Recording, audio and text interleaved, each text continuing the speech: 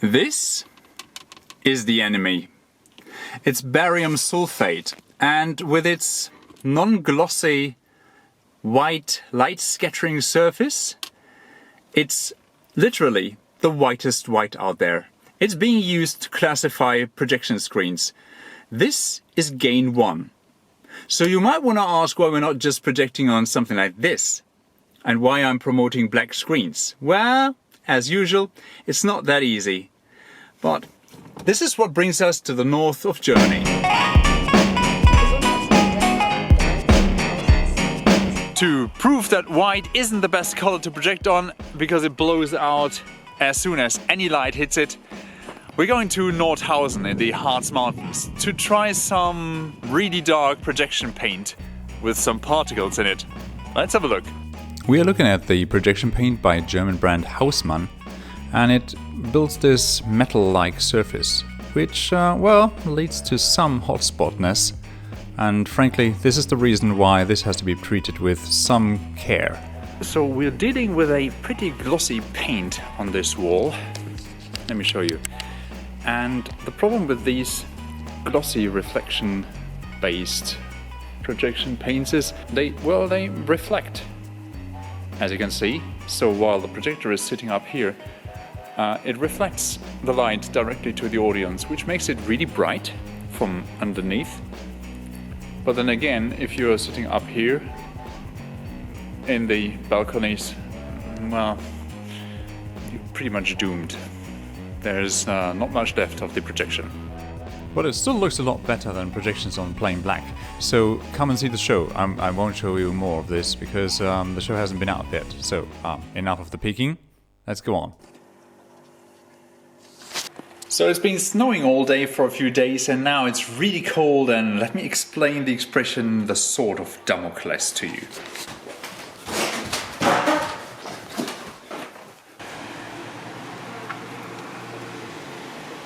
Okay, let's have a look. The projector is here. I'm projecting onto the matte material on this side and the glossy material on this side.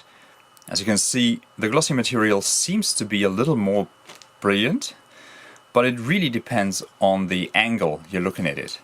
Because if I move, you see how the reflections start to destroy your image, while on the matte material, the even distribution of the light serves as a perfect ground for your projection, no matter where you're seated.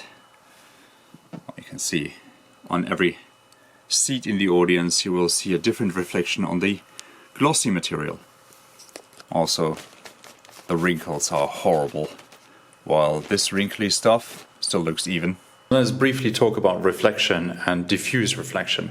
So while a flat surface, an absolutely flat surface, is actually a mirror, every light ray that comes in at a certain angle leaves the surface at the same angle.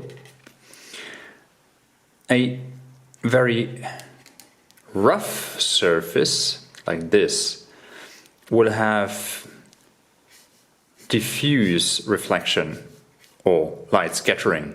And this is what we're looking for, light scattering. But light scattering only works if the surface has a nice color. So let's pretend we have a very rough black surface.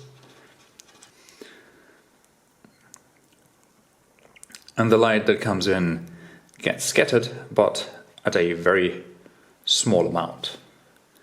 So what we want to do is we have to finish that surface. Let's say we have a black surface, and it's black because even if it's rough as I'm painting it right now, so this is on the microscopic level, if it's white and stray light hits it, those areas will shine up and do this diffuse reflection or this light scattering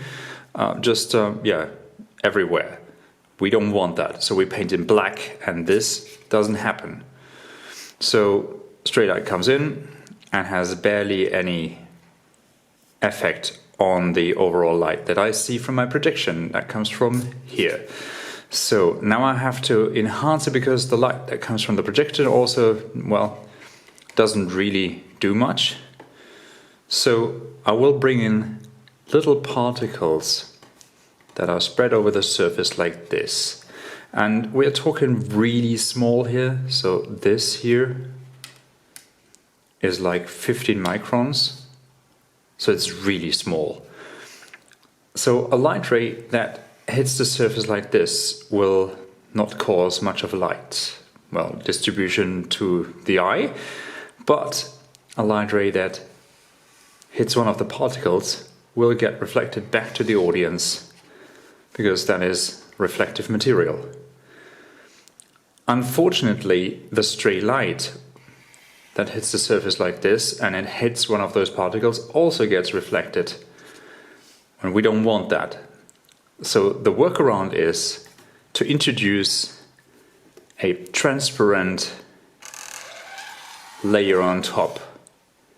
So the light can go through here, but as soon as it comes at a certain angle, it will get reflected off to somewhere else. So this layer here can be too glossy. This is the secret of companies like Proflex, how to create this layer. I was emulating this with a so-called binder. It's acrylic and it's transparent, and it might sort of reflect away some of the stray light while it will hold those little particles in place. Well, that's kind of the physics behind it. I'm sorry for explaining it so badly, but as you know, when I'm explaining things, they actually get more complicated. Here I am in Hanover, not to be at the Opera House, but to meet Detlef Schulze, the mastermind behind Proflex and the inventor of a surface finishing that makes almost every surface a projectable surface.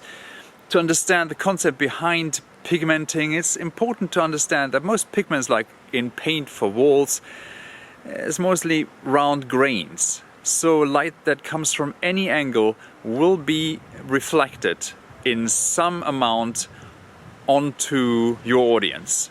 The secret is to introduce reflection in a dedicated direction without making it too glossy, because if it's too glossy, even a black surface like my car will become a mirror. It is not that simple. It's pretty much a secret, but the particles we're talking about are little plastic particles, like little marbles.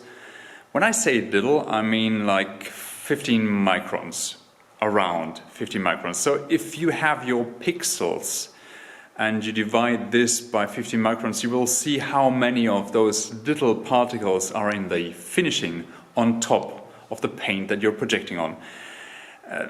This is where the paint comes from, and I will link it below in the description. So if you want to finish one of your projection areas with something proper, just check out Proflex. But let me show you a result that I achieved by using some highly experimental particles that Detlef Schulze gave me. Well, and I applied them not in the most professional way, but in a way that you can do at home, well, in a small scale. Just, well, bear with me here.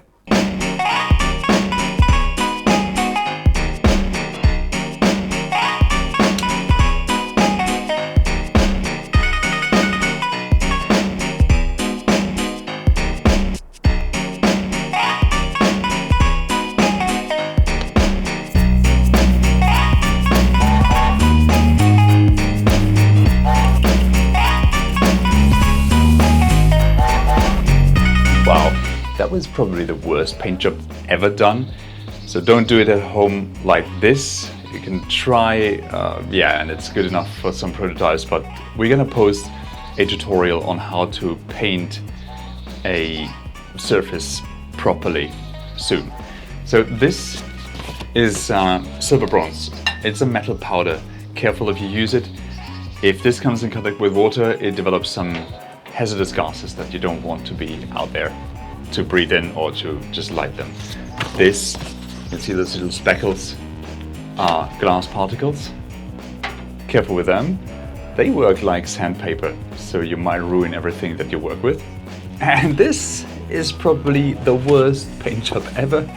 Sorry, I didn't know how much to use, so this is like half the size of a pea in powder mixed with a lot of binder, and it's this secret pigment that Mr. Schulze gave me to experiment with, and it probably is the best I've ever seen so far. Even if it's really badly applied, you don't have this metal surface that serves like a mirror, because the particles are not flat on the material, but they kind of stand up in small angles, so they reflect into every direction, as you can see. And I think we should try it. So it's the usual setup. We have our projector here, some lamp, some Sokani lamp that creates this stray light on the walls, and here we have our setup. 3 black sheets, so you can see the white on the white walls pretty well, but as you can see there is almost no contrast if there's black, because well, white picks up a lot of light.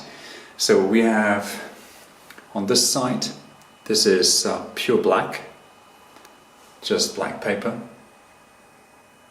This one is treated with glass. And the third one, this one here, is a really bad paint job with that, well, mysterious pigment. And while I'm using Danny Gewürz as my stand-in, while he is explaining things about frame rates that don't help the discussion about frame rates, you can see how his image on the white plane looks okay, but you don't see any contrast. The black of his shirt just vanishes, and, well, actually, we don't have black in this image. That on the black paper, it is actually pretty okay, but it lacks all the contrastiness and all the whites. It's a bit better on the glass particles, and as you can see, there is not much gloss with the glass particles. So I would actually suggest using glass particles, but then you look at the, well, secret particles that we used and that we got from Mr. Schulze. Well, that looks a lot better, even though there is a lot of really glary and disturbing gloss at the edges, but that is due to my really bad paint job. So basically, if we turn off the lights, you can see that white is of course the better color, because now we can see all the colors. But even then, you can see that our mystery particles serve with quite a good image. In conclusion, a white surface of course isn't the best to project on if there is stray light in your room. So you have to experiment with dark surfaces. I'm not going to endorse any specific kind or brand of projection paint. I will link some of them below, so if you want to try them out. If you tried them out, just let me know in the comments what you think. And if you like that content and want more of it, just give this video a like, share it if you want to, and subscribe to this channel. And I'll be seeing you next time.